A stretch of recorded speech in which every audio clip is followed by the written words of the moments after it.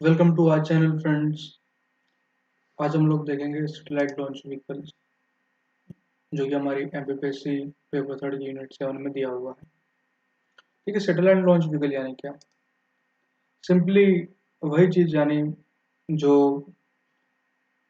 Satellite को space में भेजने के लिए जो व्हीकल यूज़ किया जाता है उसी को हम लोग बोलते हैं सैटेलाइट लॉन्च व्हीकल्स। यहाँ पे हमारे सिलेबस का थोड़ा सा हम लोग टॉपिक देखते हैं।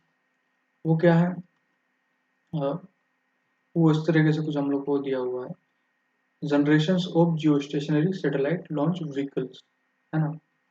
इसको हम लोग देखते हैं। इसको हम लोग पार्ट्स में डिवाइड करते हैं। एक हम लेते हैं जनरेशंस, दूसरा हम लेते हैं जियो स्टेशनरी सैटेलाइट और तीसरा हम देखते हैं लॉन्च व्हीकल्स। जियो स्टेशनरी सैटेलाइट हम लोगों को पता है, यानी जो सैटेलाइट जो कि अर्थ की किसी पर्टिकुलर पॉइंट पर हमेशा फिक्स्ड रहते हैं उसको हम लोग बोलते हैं जियो स्टेशनरी। वो हम लोग देख चुके हैं। लॉन्च व्हीकल यानी क्या? वो व्हीकल जिसके जरिए इस तरह के सैटेलाइट अपने ऑर्बिट में प्लेस किए जाते हैं वो होते हैं लॉन्च व्हीकल। ठीक है, जनरेशन थोड़ा हम लोग बाद में देखेंगे। इन दोनों फोकस करते हैं एंड लॉन्च व्हीकल पे देखते हैं। ठीक है, लॉन्च व्हीकल यानी क्या?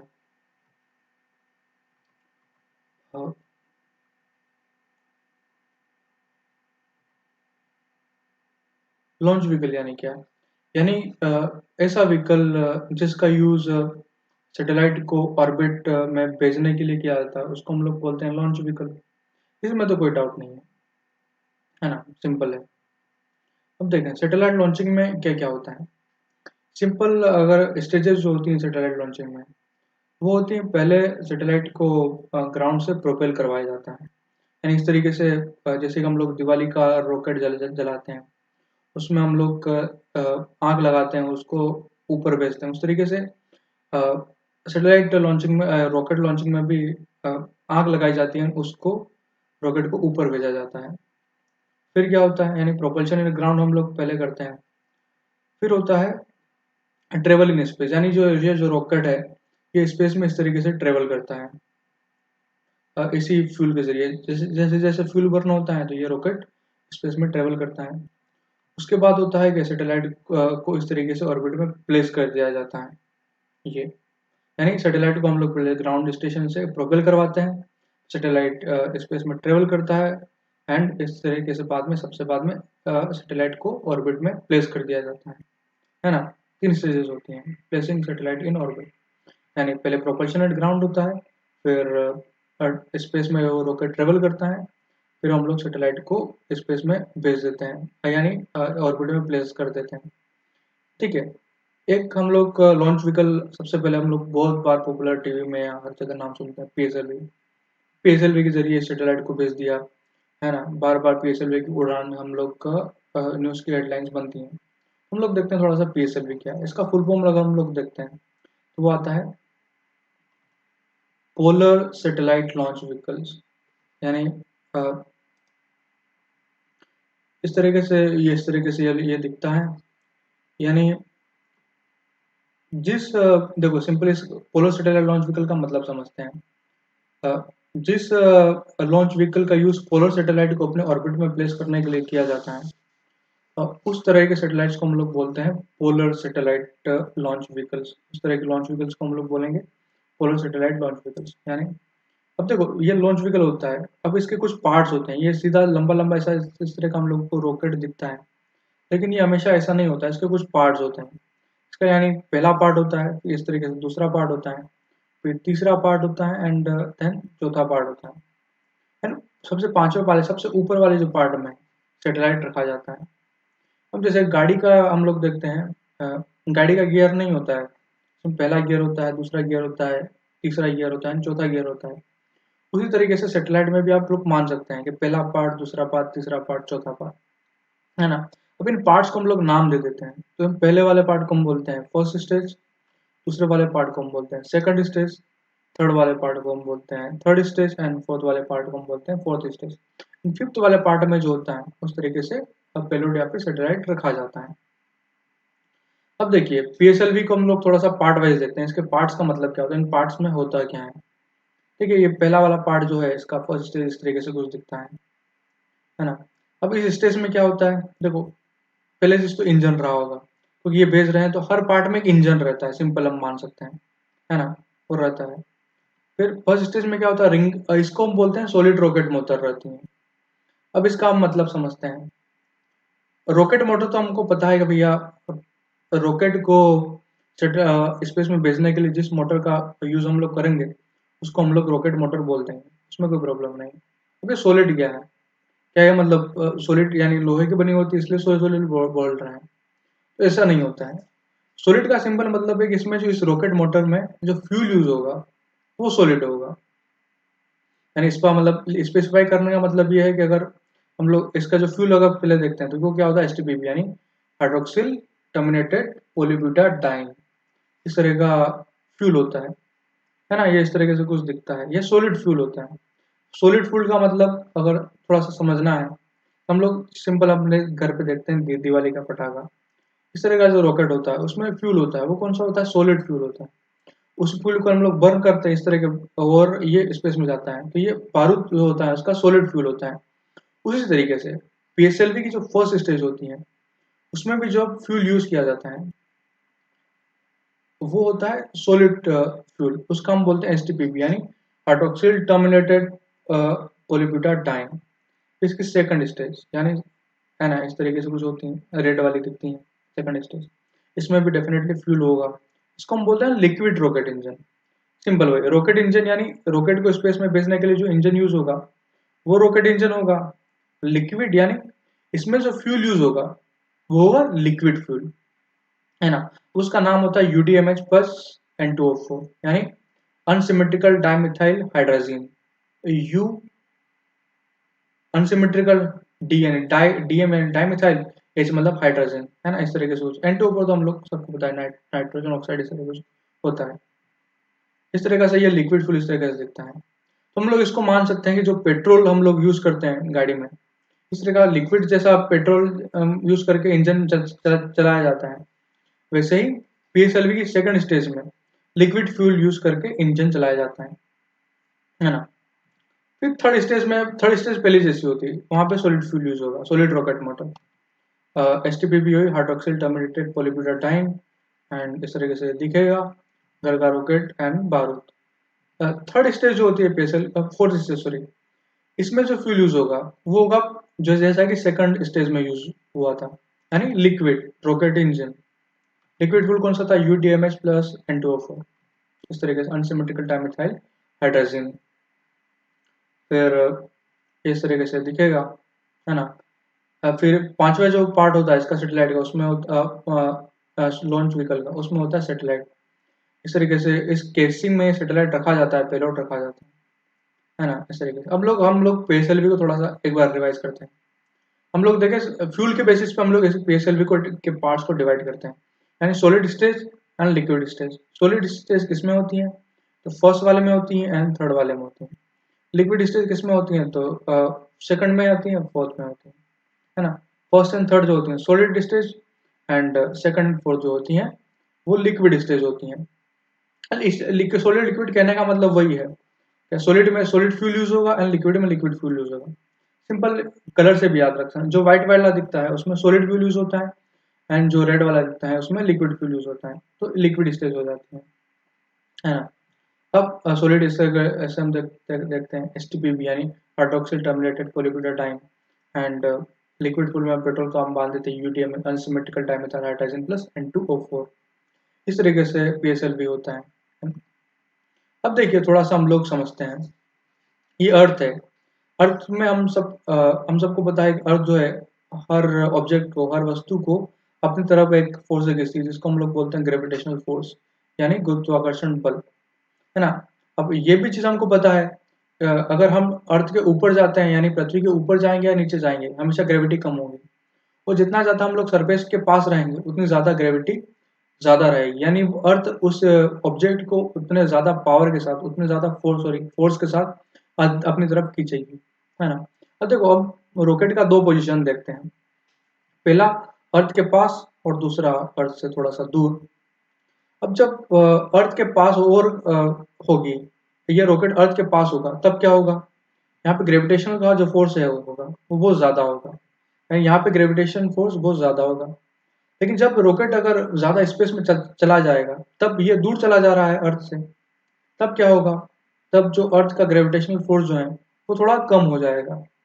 यानी सिंपल हम लोग कह सकते हैं, जब हम लोग अर्थ के पास में हैं या अर्थ के सरफेस पे हैं, तब उठने में, और जब हम लोग बहुत दूर जा चुके हैं स्पेस में, तब अर्थ से की ग्रेविटेशनल पुल को ओवरकम करने में, तो हमें बहुत ज़्यादा डिफरेंस रहेगा। यानी जब हम लोग पास रहेंगे, तब हम लोगों को ज़्यादा थ्रस्ट की ज़रूरत पड़ेगी अर्थ के, और जब हम लोग दूर रहेंगे, तब हम लोगों को कम थ्रस्ट की ज़रूरत पड़ेगी, है ना? इस तरीके से। तो यानी जब जो लॉन्च व्हीकल जब अर्थ को छोड़ेगा, तब उसमें सबसे ज़्यादा ग्रेविटेशनल पुल अर्थ का लगेगा, है? तब उसको सबसे ज़्यादा पावरफुल इंजन का ज़रूरत पड़ेगा। सिंपल हम लोग देखते हैं, गाड़ी का जो गियर होता है फर्स्ट, उसमें क्या होता है? पहला इंजन जो होता है वो पावरफुल होता है, जो मतलब पहला गियर जो होता है पावरफुल होता है, लेकिन स्पीड नहीं देता है। लेकिन वो जो गाड़ी जो पहले खड़ी थी, उसका कोई स्पीड ही नहीं था। उसको स्पीड देने के लिए जो है, वो ज्यादा पावर वाले इंजन का गियर का यूज होता है, लेकिन उसमें स्पीड इतनी नहीं मिलती। उस तरीके से रॉकेट में भी होता है। जो पहली स्टेज जो होती है, उसमें क्या होता है? उसको अर्थ को ग्रेविटेशनल पुल को ओवरकम करना होता है रॉकेट को। इसलिए उसको बहुत ज्यादा थ्रस्ट की जरूरत पड़ती है, इस तरीके से थ्रस्ट की जरूरत पड़ती है। तो उस थ्रस्ट को प्रोवाइड करने के लिए फर्स्ट स्टेज में कुछ एडिशंस कर दिए जाते हैं। यानी फर्स्ट स्टेज का जो इंजन होता है, वो तो होता ही है, लेकिन उसमें कुछ इस तरीके से स्टेप और मोटर्स लगा दी जाती हैं, जो कि कुल 6 होती हैं। इस तरीके से होती हैं, 1 2 3 4 5 या पीछे वाली 6 हम लोग गिन गिन सकते हैं। वो स्टेप और मोटर्स क्या करवाती हैं? इस रॉकेट को अर्थ की ग्रेविटेशनल जो फील्ड है, उससे ओवरकम करवाने में, यानी उससे निकालने में बहुत मदद करती हैं ये मोटर्स, है ना? तो ये, तो अब होगा क्या कि जब हम लोग देखें कि सैटेलाइट लॉन्च में हम लोग देखते हैं कि रॉकेट से हम लोग सैटेलाइट भेज रहे हैं, तो सैटेलाइट ही प्लेस होगा। बाकी का जो रॉकेट है वो स्पेस में ही घूमता रहेगा, उसका कोई मतलब नहीं रह जाता है। तो क्या होता है, ये चीजें जो इसकी जो स्टेजेस हैं, फर्स्ट सेकंड थर्ड फोर्थ, ये जब जब सैटेलाइट जब लॉन्च हो जाता था, ये धीरे धीरे डिसइंटीग्रेट होने लगती हैं। यानी पहली हट जाएंगी, दूसरी हट जाएंगी, तीसरी हट जाएंगी एंड चौथी हट जाएंगी। उसके बाद आखिर में जो है, वो सैटेलाइट ऑर्बिट में प्लेस हो जाएगा, है ना? देखिए, इस तरीके से फर्स्ट स्टेज में क्या होगा? फर्स्ट स्टेज में क्या है? एक तो स्ट्रेप ऑन मोटर्स हैं प्लस इंजन है। तो उसमें पहले, सबसे पहले होगा कि स्ट्रेप ऑन मोटर्स जो हैं वो अलग हो जाएंगे। इस तरीके से जो 6 हैं वो स्ट्रेप ऑन मोटर्स अलग हो जाएंगी। ये ये अलग हो चुकी हैं, ये। फिर इसी फर्स्ट स्टेज में आपको आगे बढ़ाते हुए क्या होगा? जो इसका इंजन है फर्स्ट स्टेज का, वो अलग हो जाएगा। जो मेन पार्ट है फर्स्ट स्टेज, वो अलग होगी। अब जैसे फर्स्ट स्टेज अलग होगी, तो क्या होगा? जो सेकंड स्टेज है वो इग्नाइट हो जाएगी, है ना? फिर इस तरीके से फर्स्ट स्टेज जल के, फर्स्ट स्टेज अगर अलग होके सेकंड स्टेज को इग्नाइट कर देगी। फिर सेकंड स्टेज अलग होगी, इस तरीके से ये अलग होकर ये थर्ड स्टेज को इग्नाइट करेगी। सेकंड स्टेज इस तरीके से होती है, ये थर्ड स्टेज को इग्नाइट कर देगी। थर्ड स्टेज भी वही, ये जो होती है ये इस तरीके से अलग हो जाएगी और फोर्थ स्टेज को इग्नाइट करेगी। फिर फोर्थ स्टेज में भी वही होगा कि ये फिर से फोर्थ स्टेज लास्ट स्टेज होती है इसकी, फोर्थ स्टेज अलग हो जाएगी और सैटेलाइट फ्री हो जाएगा। यानी अब जो रॉकेट था वो पूरी तरीके से अलग हो चुका है, और सैटेलाइट अब स्पेस में और अपने ऑर्बिट में घूमने के लिए तैयार है ना? फिर जब सैटेलाइट प्लेस होता है ऑर्बिट में, तब क्या करते हैं? तो सैटेलाइट जो है अपना, यानी सोलर विंग्स होते हैं सैटेलाइट में, वो सोलर विंग्स खोल लेता है। इससे क्या होता है? उसको पावर मिलती रहती है, उसमें एक मोटर लगी रहती है। तो उस मोटर के जरिए सैटेलाइट जो है अपना डायरेक्शन वगैरह, जो मूवमेंट वगैरह है, इस तरीके से थोड़ा सा मैनेज कर सकता है। ये सैटेलाइट इस तरीके से खुलता है, यानी सैटेलाइट स्टेबलाइज होता है और अपना सोलर पैनल खोल लेता है। तो इस तरीके से हम लोग देखें पीएसएलवी के जरिए हम लोग किसी भी सैटेलाइट को, पोलर सैटेलाइट को, यानी पोलर ऑर्बिट में भेज सकते हैं। एक क्विक समरी लेते हैं पीएसएलवी का, इसकी प्रॉपर्टीज क्या क्या होती हैं। देखिए, पीएसएलवी स्टेज कितनी होती है? तो 4 होती हैं, है ना? 4। अच्छा, इसका फ्यूल क्यू कौन सा होता है? तो फर्स्ट एंड थर्ड में क्या होता है? सॉलिड एंड लिक्विड जो होता है सेकंड एंड फोर्थ में होता है। इसके ऑर्बिट तो पोलर ऑर्बिट में भेजा गया 500-700 किलोमीटर, इसमें तो कोई डाउट ही नहीं है। अब कैपेसिटी कितना होता है इसका, होता है 1750 किलोग्राम्स का होता है। कैपेसिटी मतलब क्या, ये कितने वजन के सैटेलाइट को स्पेस में भेज सकता है। तो ये 1750 किलोग्राम जो होता है, उतने वजन के सैटेलाइट को ये स्पेस में भेज सकता है। तो इसके अगर वेरिएंट्स अगर देखें तो 4 वेरिएंट्स इसके आते हैं, CA, DL, QL and XL। Variants का मतलब क्या होता है, सिंपल है, ये जिसका ये वेरिएंट जो है ये कैपेसिटी के हिसाब से है। जो कुछ वेरिएंट, पहला वाला वेरिएंट यानी कम लोड के सैटेलाइट, कम वजन के सैटेलाइट को भेजेगा, दूसरा वाला ज़्यादा, तीसरा वाला ज़्यादा है। एक्सेल जो है वो सबसे लेटेस्ट वेरिएंट्स हैं, वो सबसे ज़्यादा वजन वाले सैटेलाइट को स्पेस में भेज सकता है। फिर इसका यूजेज अगर हम देख रहे हैं तो पोलर सैटेलाइट है तो यानी अर्थ के पास रहेगा, पिछले वीडियो में हम लोग देख चुके हैं, तो फास्ट घूमेगा तो कम्युनिकेशन में उतना ज़्यादा यूज नहीं आ पाएगा। लेकिन रिमोट सेंसिंग एंड अर्थ को ऑब्जर्व करने के लिए, क्योंकि ये बहुत एक ही पॉइंट से पास बार बार घूमेगा, तो अर्थ को ऑब्जर्व करने के लिए इसका हम लोग यूज कर सकते हैं, तो वही होगा remote sensing and earth observation में इसका यूज होगा। तो पहला लॉन्चिंग इसके कब हुई, तो 20 सितंबर 1993 को इसकी फर्स्ट लॉन्चिंग हुई। ठीक है, अब एक और हम लोग देखते हैं GSLV। अब जैसे जैसे पोलर सैटेलाइट को स्पेस में भेजने के लिए PSLV का यूज होता है, उस तरीके से जियो सिंक्रोनस सैटेलाइट को भेजने के लिए GSLV का यूज होता है। वो इस तरीके से कुछ दिखता है GSLV। देखिए थोड़ा सा हम लोग थोड़ा सा रिवाइज करते हैं। जब हम लोग जियो सिंक्रोनस और पोलर सैटेलाइट को देख कंपेयर कर रहे थे, तब उसमें हमने एक चीज देखा था कि जो एल्टीट्यूड है, यानी जियो सिंक्रोनस सैटेलाइट 36,000 किलोमीटर की एल्टीट्यूड पे, इतनी ऊंचाई पे सैटेलाइट को भेजता है। तो पोलर सैटेलाइट जो है केवल 500 से 800 किलोमीटर के ऊंचाई पे सैटेलाइट को भेजता है। यानी अगर हम देखें तो ये जो एल्टीट्यूड है जियो जियो सिंक्रोनस, यानी इसमें 60 टाइम्स यानी 60 गुना ज्यादा ऊंचाई पर पोलर सैटेलाइट से जियो सिंक्रोनस सैटेलाइट जाते हैं। यानी थोड़ा सा हम लोग सोचें तो इसमें ये होगा कि जितना PSLV में फ्यूल यूज हो रहा है, उसका 60 गुना ज्यादा फ्यूल लॉजिकली GSLV में यूज होना चाहिए, है ना। और जितना लंबा रॉकेट है, या तो उसका 60 गुना जो उसकी लेंथ है, उसकी 60 गुना लेंथ GSLV की होनी चाहिए, है ना। ये हमको ये अगर लॉजिकली देखें तो ये होता है। अब अगर इस तरीके से हम लोग देखें तो अगर GSLV का ऊंचाई जो है वो मतलब यानी कि इसकी लंबाई जो है वो ज्यादा हो जाएगी, और उसके जरिए हम लोग कभी भी सैटेलाइट को एफिशिएंटली अपने ऑर्बिट में भेज नहीं पाएंगे। तो फ्यूल भी बहुत ज्यादा लगेगा, और उसकी ऊंचाई भी, यानी उसकी जो लेंथ है, इसकी लंबाई है उस लॉन्च व्हीकल की बहुत ज्यादा हो जाएगी। उसके लिए फिर हम लोगों को इस तरीके से कुछ करना पड़ेगा कि उसमें फ्यूल भी कम लगे, और वो कम फ्यूल बहुत ज्यादा दूरी तक चला जाए। इस तरीके का हम लोगों को कुछ न कुछ जुगाड़ लगाना पड़ेगा यहाँ पर। तो फिर हम तो ठीक है, फ्यूल बहुत ज्यादा लग जाएगा। अब इस फ्यूल को कम करना है हमको, और 36,000 किलोमीटर यानी 36,000 किलोमीटर पे सेटेलाइट को हमको भेजना है, लेकिन कम फ्यूल में भेजना है, क्योंकि ज्यादा फ्यूल में भेजेंगे फिर वही होगा कि ज्यादा लंबा रॉकेट होगा, या फिर इसमें होगा 60, यानी इतने 500 से 800 किलोमीटर में लाइक 4 स्टेज यूज हो रही हैं, 60 टाइम्स को करना है तो लाइक कितनी स्टेज, 240 स्टेज हो जाएंगे, क्योंकि लाइक प्रैक्टिकली पॉसिबल नहीं है। तो फिर हम लोग थोड़ा सा एक घर पे हम लोग एक एग्जांपल देखते हैं। हमारे घर में, सभी के घर में गैस की टंकी तो है ना।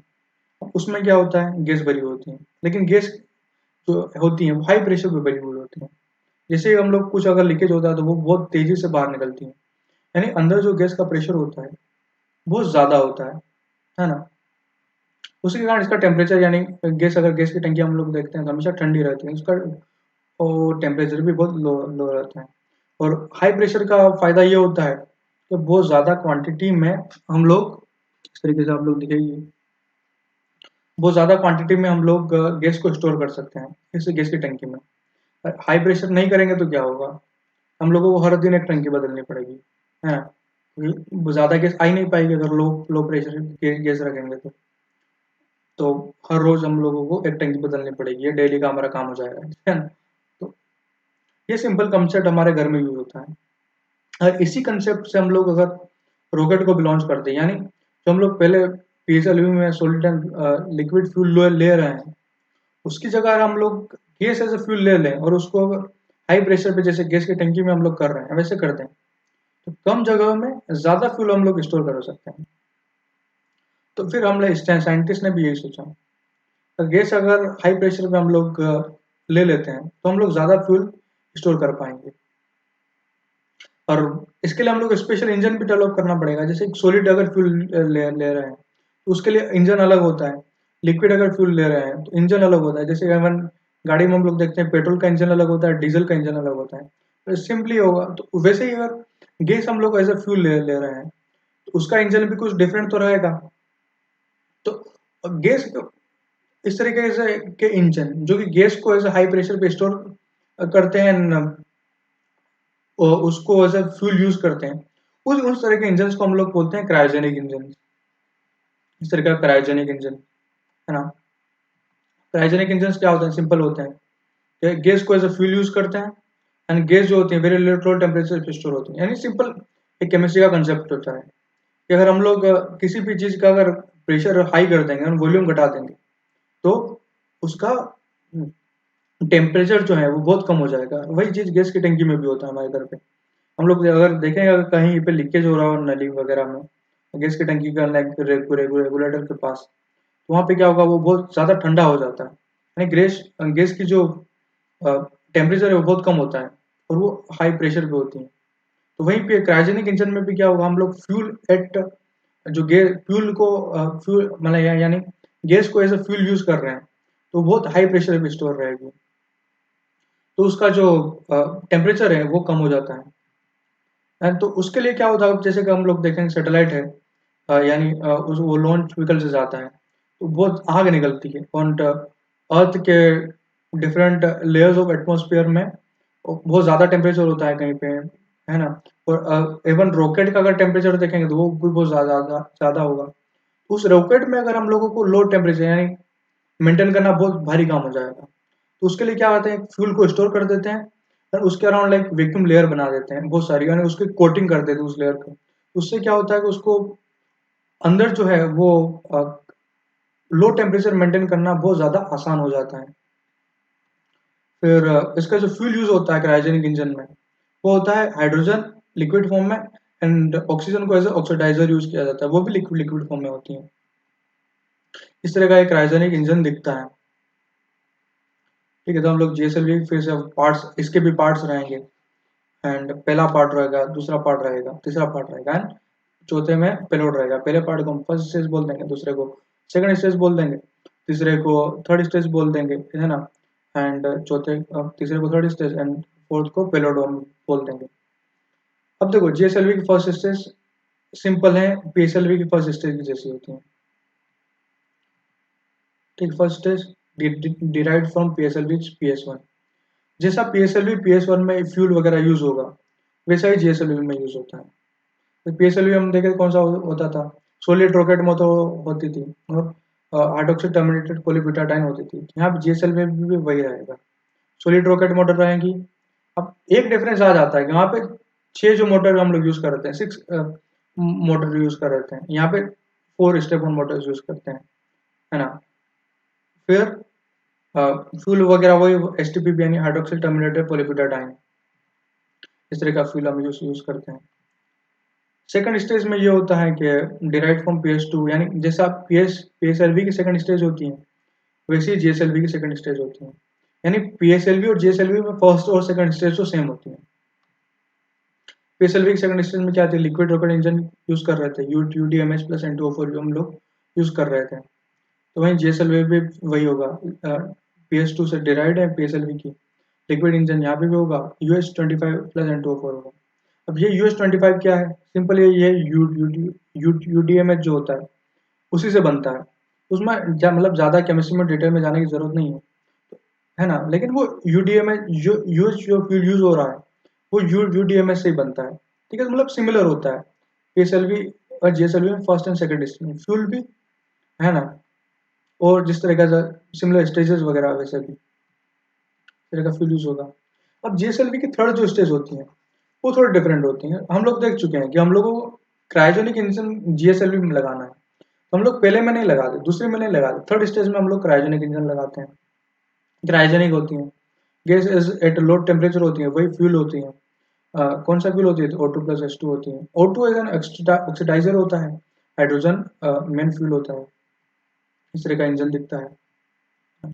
अब जीएसएलवी को फिर से वही होगा, पेलोड अलग होके सेटेलाइट लॉन्च कर देंगे। फिर जीएसएलवी का हम लोग थोड़ा सा प्रॉपर्टीज देख लेते हैं। तो पैरामीटर्स प्रॉपर्टी जीएसएलवी का हम लोग देखते हैं, स्टेजेस हम देखते हैं। तो इसकी 3 स्टेजेस होती हैं, हम लोगों को पता है। फ्यूल अगर देखते हैं तो solid, liquid and cryogenic, solid, liquid, cryogenic. Orbit हम लोग देखते हैं तो कौन सा? जियोसिंक्रोनस यानी 36,000 किलोमीटर। कैपेसिटी अगर हम लोग देखें इसका बहुत ज़्यादा होता है, थोड़ा सा 2250 यानी 20 to 50 किलोग्राम तक के मास के यानी सैटेलाइट को ये अपने ऑर्बिट में भेज सकते हैं। वेरिएंट्स इसके माने तो 3 होते हैं, जैसे MK1, MK2 एंड MK3 यानी JSLV Mark 1, JSLV Mark 2, JSLV Mark 3। JSLV के यूजेस हम लोग देखते हैं तो मोस्टली कम्युनिकेशन में हम लोग यूज होता है, हम लोग देख ही चुके हैं। फर्स्ट लॉन्च कब हुआ? तो अब देखो, इसका पहले क्या होता था कि इंडिया के पास अपना खुद का क्रायोजेनिक इंजन नहीं था, तो इंडिया जो है वो रशिया का क्रायोजेनिक इंजन यूज करता था। तो उसके हिसाब से जीएसएलवी का फर्स्ट लॉन्च जब हम लोग रशिया का इंजन यूज कर रहे थे तो वो था 18 अप्रैल 2001 को। लेकिन जब से इंडिया ने क्रायोजेनिक इंजन बना दिया तब से अगर इसका जीएसएलवी का फर्स्ट लॉन्च अगर देखें तो 5 जनवरी 2014 यानी 5 जनवरी 2014। ठीक है, थोड़ा सा हम लोग पीएसएलवी और जीएसएलवी में थोड़ा सा कंपेरिजन हम लोग देखते हैं। पीएसएलवी में स्टेज अगर देखते हैं 4 होती हैं, जीएसएलवी में 3 होती हैं। फ्यूल पीएसएलवी में फर्स्ट एंड थर्ड में सॉलिड होता है एंड सेकंड एंड फोर्थ में लिक्विड होता है। जीएसएलवी में फर्स्ट में सॉलिड होता है, सेकंड में लिक्विड होता है, थर्ड में गैस होती है क्रायोजेनिक। ऑर्बिट अगर देखते हैं पीएसएलवी पोलर ऑर्बिट में करेगा लाइक 500 से 800 किलोमीटर, जीएसएलवी में जियोसिंक्रोनस यानी 36,000 किलोमीटर। कैपेसिटी अगर देखें पीएसएलवी का 1750 होता है एंड जीएसएलवी का 2250। हम लोग ये कैपेसिटी जीएसएलवी के बेसिक वर्जन का देख रहे हैं। अब वेरिएंट्स अगर हम लोग को देखना है तो पीएसएलवी के होते हैं लाइक 4 होते हैं, CA, DL, QL and XL. वो कैपेसिटी के हिसाब से है कितने ज़्यादा लोड को ये स्पेस में भेज सकते हैं। एंड जीएसएलवी के थर्ड होते हैं, एम तीन होते हैं, MK first, MK second and MK third. Uses PSLV का पोलर सैटेलाइट यानी रिमोट सेंसिंग अर्थ ऑब्जर्वेशन वाले सैटेलाइट को भेजने के लिए यूज किया जाता है। जीएसएलवी का कम्युनिकेशन वाले सैटेलाइट। फर्स्ट लॉन्च हम देखते हैं सितंबर 1993 पीएसएलवी का है, तो जीएसएलवी का है 18 अप्रैल 2001 विद रशियन इंजन। और अगर इंडियन इंजन के हिसाब से अगर हम लोग देखेंगे तो वो हो जाएगा 5 जनवरी 2014। इस तरीके का आप लोग देख सकते हैं। थोड़ा सा ये दिखेगा आपको, थोड़ा सा ये लिखा हुआ इधर दिख नहीं रहा है लेकिन मैं बता देता हूँ। जीएसएलवी लिखा हुआ है 3 MKY के बाद कम्युनिकेशन एंड 18 अप्रैल 2001। ठीक है, अब जीएसएलवी में थोड़ा सा हम लोग देखते हैं मार्क 1, मार्क 2 एंड मार्क 3। तो इन पर सिंपल डिफरेंस, बेसिक डिफरेंस वही है कि स्टेजेस में इस तरह का पावरफुल इंजन लगा देते हैं अपग्रेड करके। मार्क 1 में जैसे जैसे इंजन लगा था उसमें थोड़ा सा अपग्रेड करके मार्क 2 में लगा देंगे तो वो क्या होगा, वो उसका कैपेसिटी बढ़ जाएगा, यानी वो ज़्यादा लोड वाले सैटेलाइट को भेज सकता है मार्क 2। वही होगा फर्स्ट स्टेज में, जैसे इस तरह का कुछ 129 टन का इंजन यूज होता है, तो जैसे मार्क सेकंड में थोड़ा सा ज़्यादा वाले टन का इंजन यूज हो जाएगा। कैपेसिटी हम लोग देखते हैं मार्क 1 का अगर 1500-1800 किलोग्राम अगर भेज सकता है तो जैसे मार्क सेकंड 2250 लाइक 2500 तक भेज सकता है ना। फिर क्रायोजेनिक इंजन हम लोग देखते हैं तो सभी में यूज होता है, लेकिन मार्क 1 जो था, मार्क 1 में हम लोग रशियन क्रायोजेनिक इंजन यूज कर रहे थे, मार्क सेकंड में इंडियन क्रायोजेनिक इंजन हम लोग यूज कर रहे थे। अब देखें JSLV मार्क 3, ये एक बड़ा इंपॉर्टेंट लॉन्च व्हीकल है जो कि रिसेंट डेवलपमेंट का है। इसमें हम लोग जैसे जैसे ये मार्क 1 एंड मार्क 2 है, इसकी कैपेसिटी मार्क सेकंड की है 2500 किलोग्राम, यानी अब मार्क थर्ड में क्या किया गया, इसकी और कैपेसिटी को बढ़ा दिया गया है, यानी ये 4 टन यानी 4000 किलोग्राम के सैटेलाइट तक को ये जियो सिंक्रोनस ऑर्बिट में यानी 36,000 किलोमीटर की ऊंचाई पर ये भेज सकता है। तो बेसिक डिफरेंस वही है। अब इस तरह इसकी कैपेसिटी को बढ़ाने के लिए इसमें जीएसएलवी में कुछ अपग्रेडेशन किए गए हैं, उसको ये मार्क थर्ड बना देते हैं। यानी फर्स्ट स्टेज होती है, सेकंड स्टेज होती है, थर्ड स्टेज होती है। फर्स्ट स्टेज में वो सॉलिड स्टेज होती है, इसमें कोई डाउट नहीं है। लेकिन यहाँ पे वहाँ पे 4 स्टेप ऑन मोटर्स यूज हो रही थी जेएसएलवी में, बेसिक वर्जन में। यहाँ पे 2 सॉलिड रॉकेट बूस्टर यूज होते हैं, जो कि और पावरफुल होते हैं, रॉकेट को और ज्यादा ग्राउंड से प्रोपेल करवा सकते हैं। फिर इसमें हाइड्रोक्सिन टर्मिनेटर पॉलीब्यूटाडाइन जो है वो यूज होता है फ्यूल, उसमें कोई दिक्कत नहीं है। सेकंड स्टेज लिक्विड होती है। यहाँ पे जैसे कि जीएसएलवी की सेकंड स्टेज में क्या हो रहा था, एक विकास इंजन हम लोग यूज कर रहे थे। पीएसएलवी का जो सेकंड, एक चीज मैं बताना भूल गया, पीएसएलवी की जो सेकंड स्टेज में जो इंजन यूज होता है उसको हम बोलते हैं विकास इंजन, जो कि इंडिया में डेवलप किया गया है, सिंपल है है ना। तो पीएसएलवी के सेकंड स्टेज में यानी कि हम लोग देख रहे थे एक विकास इंजन यूज हो रहा है, तो जीएसएलवी में वही हम लोग देख रहे थे एक विकास इंजन यूज कर रहे थे। ये जीएसएलवी मार्क थर्ड वाली जो सीरीज है उसमें जो इंजन यूज होते हैं वो 2 विकास इंजन यूज होते हैं। एंड कोई स्टेज भी उसको हम बोलते हैं फ्यूल होते हैं UDMH plus unsymmetrical dimethyl hydrogen plus H2O। Third stage cryogenic होती है। अब इसमें जो मार्क थर्ड में क्या होता है, इंडियन इंडियन का जो C20 इंजन है वो डेवलप किया गया है, वो यूज होता है। एंड फ्यूल तो वही होगा hydrogen and oxygen liquid form में।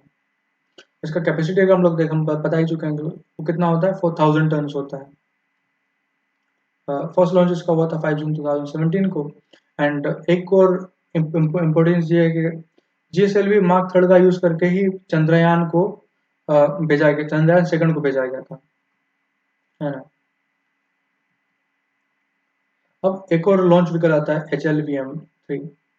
हम सबको पता है लाइक इसरो का एक गगनयान मिशन चल रहा है, जिसमें कि ये है कि हम लोग अभी तक इसरो का अचीवमेंट ये है कि वो सैटेलाइट को ही स्पेस में भेज पाए हैं, और अभी तक ह्यूमन रिलेटेड लॉन्च उन्होंने नहीं किया। यानी इसरो अभी तक इंसान को स्पेस में नहीं भेज पाया है। उसी के लिए इसरो ने प्रोग्राम चलाया गगनयान। अब उसमें जो सैटेलाइट लॉन्च व्हीकल यूज होगा उसको हम लोग बोल रहे हैं HLVM-3। HLVM-3 देखते हैं क्या है। LVM-3 तो वही होगा मार्क 3, ये जो है वही है, JSLV मार्क 3 है, उसको हम बोल रहे हैं HLVM-3। अब इसमें कुछ अपग्रेडेशंस कर दिए गए हैं, जो कि जब हम ह्यूमंस को स्पेस में भेजें तो उनका सेफ्टी इंश्योर किया जा सके इफेक्टिवली और आसान तरीके से, उनकी लाइफ को बिना हार्म किए हम लोग ह्यूमन को स्पेस में भेज दें। तो इस तरीके के सैटेलाइट एक जीएसएलवी मार्क थर्ड को ही डेवलप अपग्रेड करके बनाया गया, उसको हम लोग बोल रहे हैं HLVM-3। यानी it is upgraded version of GSLV mark third. इसमें सॉलिड लिक्विड क्रायोजेनिक स्टेज होता है, इसमें कोई दिक्कत नहीं है। लेकिन इसमें एक खास फीचर जो होता है वो होता है क्रू एस्केप सिस्टम।